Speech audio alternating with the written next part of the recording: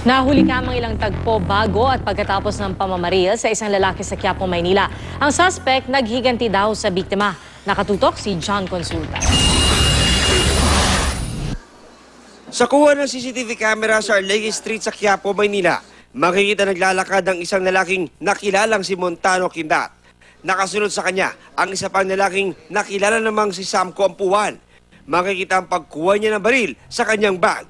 Kasunod ito, nagulat ang mga tao sa paligid. Binaril na pala ni Ampuan sa ulo si Quindat. Hindi ito nakuna ng video, pero may kuha ng paghabol ng isang pulis sa suspect. Nakita ko po yung suspect na may hawak ng baril na tumatakbong patakas. And then umatras pa ako konti para obserbahan na rin po kung meron siyang makasagwat o kasama sa labas.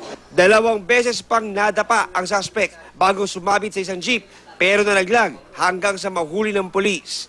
Depensa ng suspect, ipinaghiganti lang niya ang kanyang mga kapatid na pinatay umano ng biktima noong 2004. Nung pinatay ko, hindi ako nagsisi.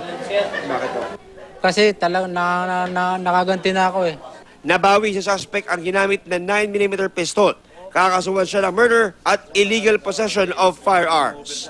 John Consulta, nakatutok, 24 oras.